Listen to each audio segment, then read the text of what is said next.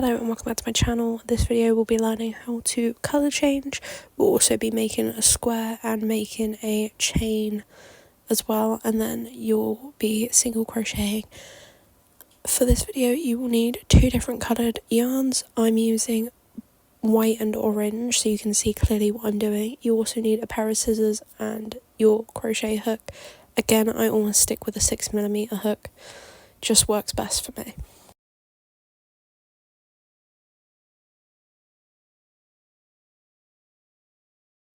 So you're going to want to get your main colour and then put it over your first finger and your thumb, and then there should be one bit hanging down and one your long tail on the other side. You're going to want to grab both ends, so grab underneath your first finger and thumb, and then you're going to want to twist them. So just grab them both and turn your hand.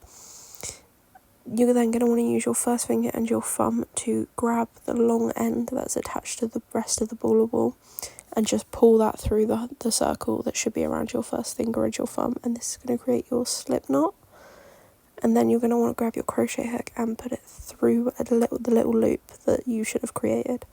Then you're going to make a chain. I'm going to make a chain of 6.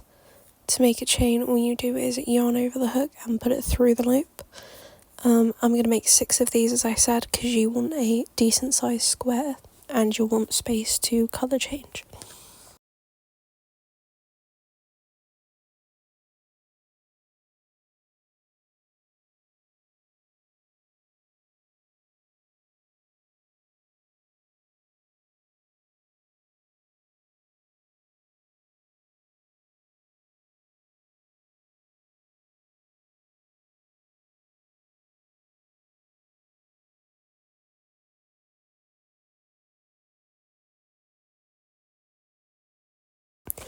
So once you get to the amount that you're happy with on your row, you're going to go back on yourself, so single crochet back in every loop, and then just make sure that every time you do get to an end, you are chaining one and turning. So once we have our square, we're going to start colour changing. It's also important to know that you don't cut the yarn before you start colour changing. So you're just gonna basically crochet up until the colour changing, and then the scissors come into it. Don't cut any ends off quite yet, because then you might lose it, or it might slip off the hook as you're trying to colour change, and it can just get a bit more complicated.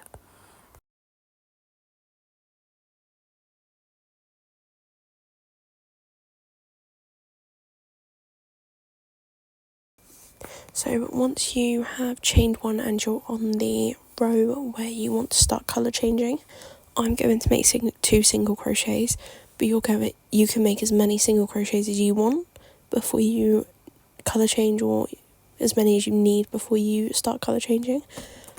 I'm just going to do 2 so it's easier for you guys to follow along and watch to see what I'm doing.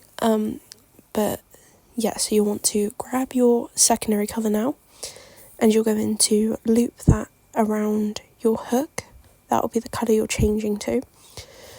You're going to want to pull that through the one loop on your hook, and then there should be a dangly bit from your primary colour on the back. You're going to want to pull that, and I'll explain why in a bit.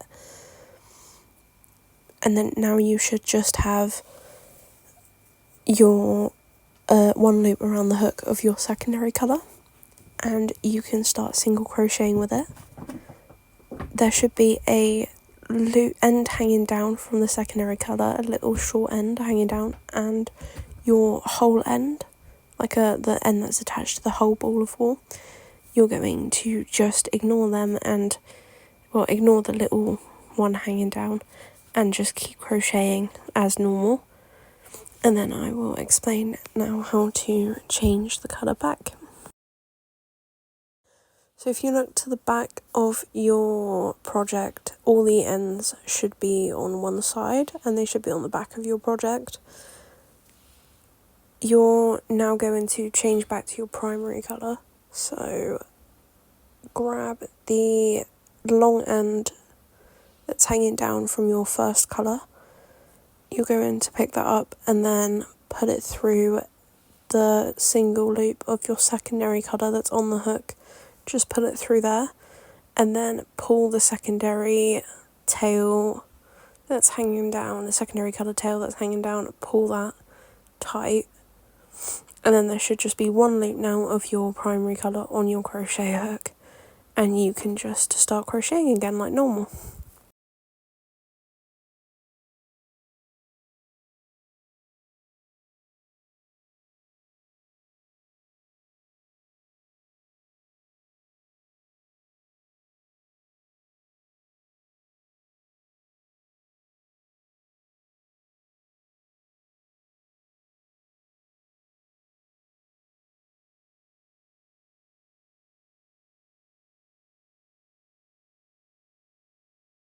So you're going to want to finish up the row that you're doing, and then once you get to the end of the row, you're going to want to remember to chain one and turn. Now the side with all the bits at the ends hanging down is going to be facing you, which makes it look more complicated, but once you know how to do it, it's not bad at all. So you're going to want to single crochet back to where it is that you want to change the colour, which can be literally anywhere in any stitch. It really doesn't matter, so wherever you want to change the colour, just get back to there with your primary colour. And now once you're where you want to change the colour, pick up the long end of your secondary colour, so orange for me, pick up the long end of that and loop it through the one loop on your hook. Loop it through the primary colour loop that's on your hook, and then again you can keep crocheting. Now there is a couple things to look out for when you're on the back and when you've done a couple rows of colour changes, which I will go through now. So the first thing to note is that you want to make sure you go into every stitch. So I like to just pull the ends out of the way, not too much so they're getting loose, but just so you can see where the next stitch is, because then you won't be missing stitches and decreasing your project, and it will look right if you're going into every stitch. You can also just count the stitches when you've done the row, or you can count the stitches as you go to make sure you're going in every one. The second rule that you are going to want to follow and make sure you're doing right is the little stitches or little knots that look like they're tying the colours together, you don't want to crochet into them. They are not stitches, they are just little knots keeping the colours together, so you don't crochet into those ones. So like the orange one and the white one on mine, we will not be crocheting into, because those are not stitches. And that's really important, because I used to struggle with that and it was really hard for me to see to begin with. But yeah, so the ones holding the colours together, you do not crochet into, you skip them, because they are not stitches. And then the third rule is that you will want all your ends on one side, so if any of the ends are on the front side, just make sure you pull them to the back and all your ends are hanging down from one side. So we're going to change back to our primary colour now, and to do this you just do the same thing you did before. You grab the long tail of the primary colour that's facing you, and you just pull it up and you put it through the one loop on your hook, and then you pull that tight and you just start crocheting as normal with it, and then just again make sure you're chaining one and turning at the end of every round. So I'm going to do one more round of all my primary colour, so a full round of white.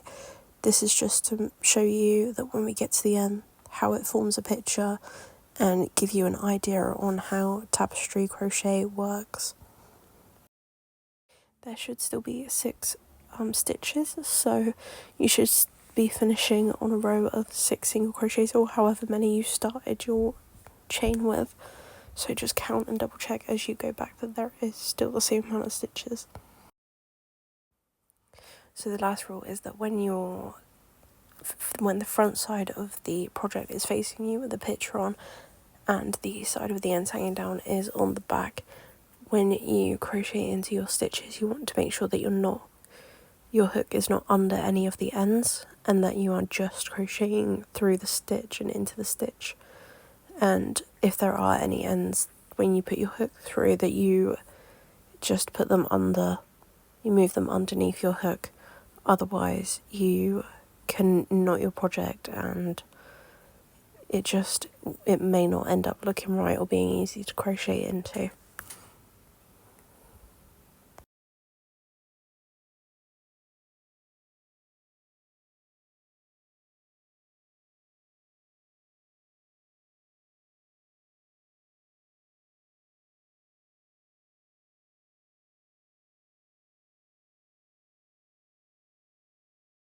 You'll see here that I just skipped one of the stitches that looked like it was a stitch, but it was one of the ones holding the secondary colour in place, so I skipped over that because that is not a stitch.